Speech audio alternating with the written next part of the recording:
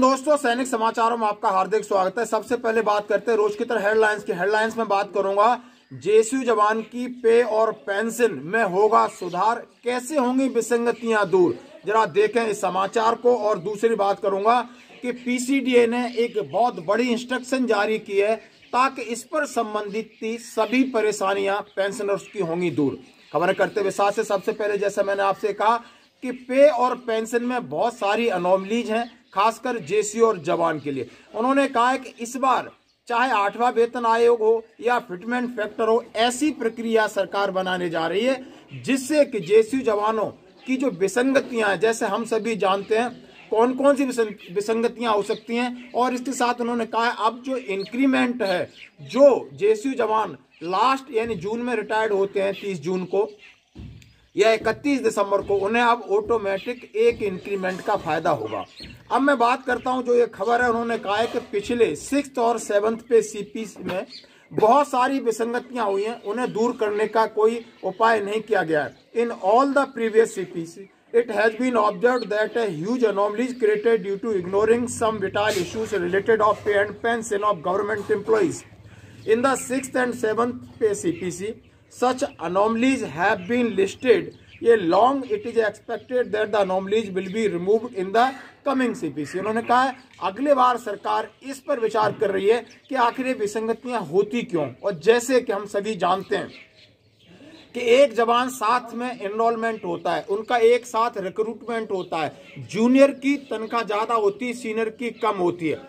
बड़ा रीजन होता है कि एक की जो ट्रेनिंग पीरियड है वो 2 साल होता है और एक का 1 साल होता है। जिसका 1 साल ट्रेनिंग पीरियड होता है वो एक पक्का सोल्जर बन जाता है और उसको सर्विस इंक्रीमेंट शुरू हो जाता है। जबकि 2 साल ट्रेनिंग करने वाला बंदा है, वो भले उसका टेक्निकल ट्रेड है लेकिन वो पिछड़ जाता है पे एंड अलाउंसेस में।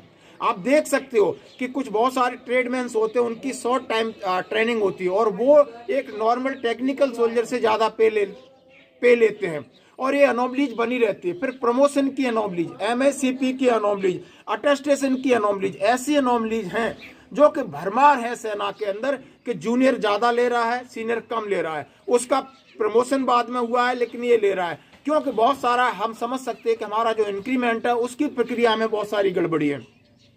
आप ओपीटी फिक्स में गड़बड़ी, आपने देखा होगा बहुत इतनी सारी अनोमलीज हैं और इसी वजह से आपने पे और पेंशन में अभी तक जितनी अनोमलीज हैं, गवर्नमेंट के पास कोई ऐसा यंत्र तंत्र नहीं कि सुधार किया जा सके दोस्तों।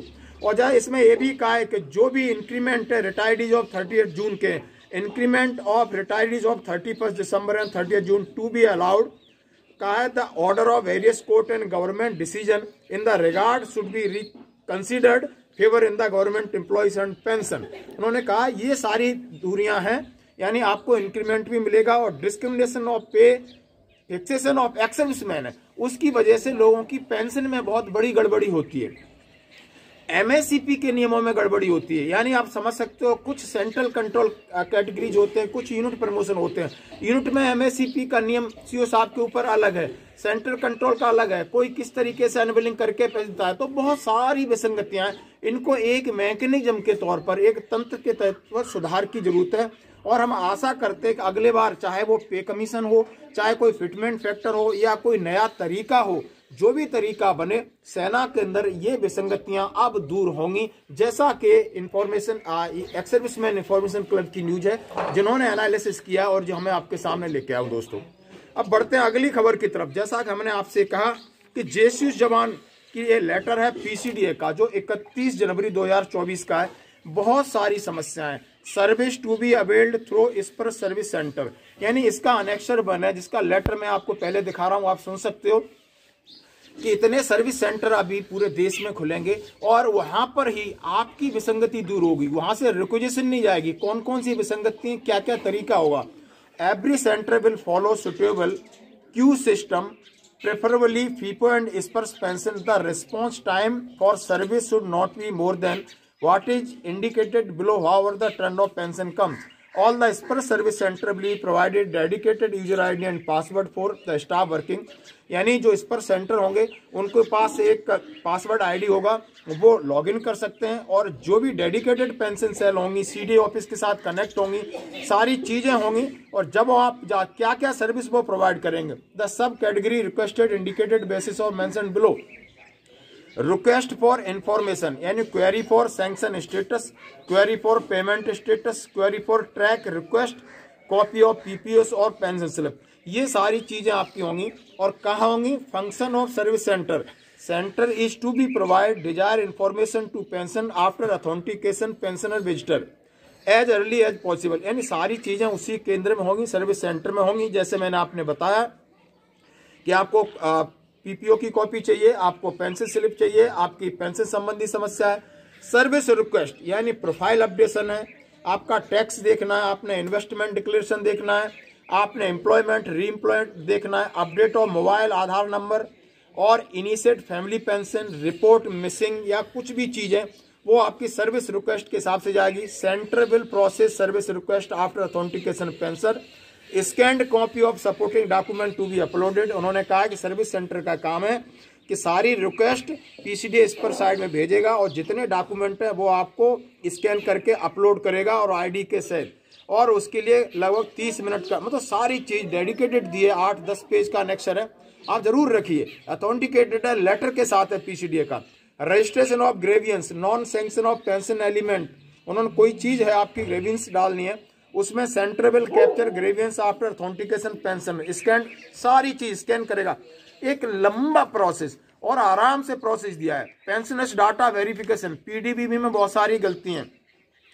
Pensioners can verify data related to pension claim and purpose change, जो भी आपने डाटा चेंज करना। आइडेंटिफिकेशन ऑफ पेंशन, इधर आपका डीएलसी, जीवन प्रमाण पत्र, फेस अथेंटिकेशन, कोई भी समस्या है, centre will identify the pensioner primary using biometric authentication, सारी सुविधा होंगी। एमएलसी की होगी, बायोमेट्रिक होगी, पीसीडीए की होगी।